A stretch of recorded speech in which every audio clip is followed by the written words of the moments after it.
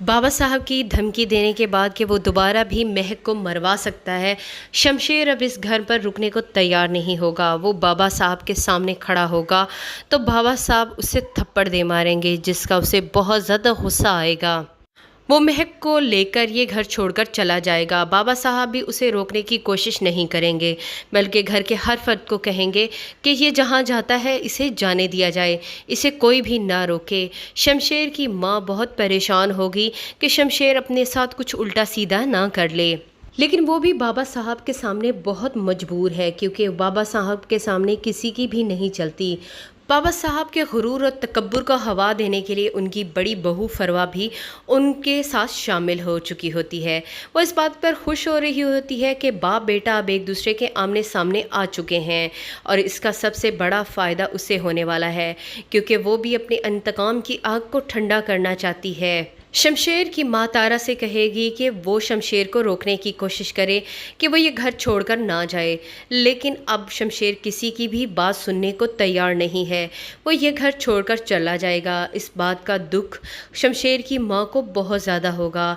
वो शमशेर से बेइंतहा मोहब्बत करती है, ये बात उसके लिए एक रोक बन जाएगी। शमशेर अपने घर वालों से हर किस्म के ताल्लुकात को ख़त्म कर देगा। ये बात उसकी माँ के लिए बहुत ज़्यादा तकलीफ़ दे होगी, क्योंकि शमशेर के बिना वो रह नहीं सकती। उसकी तबीयत इतनी ज़्यादा ख़राब हो जाएगी कि वो इन सब बातों का ज़िम्मेदार महक को समझेगी कि महक की वजह से ही उनका बेटा इस घर को छोड़ कर गया। अगर ये लड़की नहीं होती तो कभी भी उसका बेटा उसे छोड़ ना जाता। ये बात और टेंशन उसकी जान ले लेगी। शमशेर को याद करते करते शमशेर की माँ आखिरकार मर जाएगी।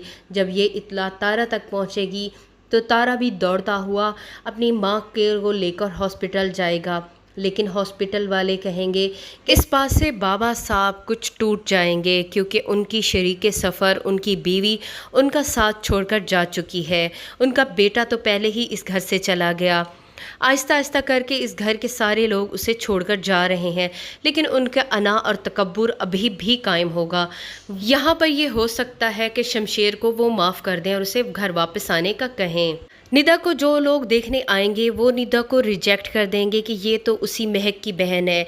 उसकी वजह से निदा की शादी कहीं नहीं हो पा रही होगी। तब एहसन आगे बढ़कर अपने चचा चची का सहारा बनेगा और निदा के साथ शादी कर लेगा।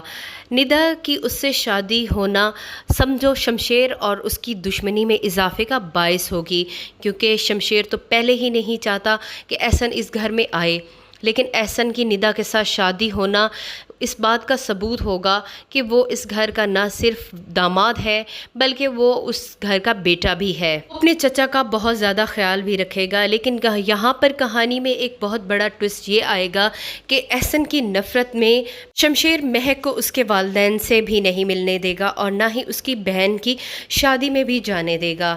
महक तड़पती रह जाएगी, लेकिन शमशेर को उस पर ज़रा बराबर भी तरस नहीं आएगा। महक बहुत रोएगी कि उसे उसकी बहन की शादी में जाने दिया जाए, लेकिन शमशेर उसे बहुत सख्ती से मना करेगा और कहेगा कि मैंने तुम्हें पहले ही कहा था एहसन इस घर में ना आए, अब तुम उस घर में कभी भी नहीं जा सकती हो।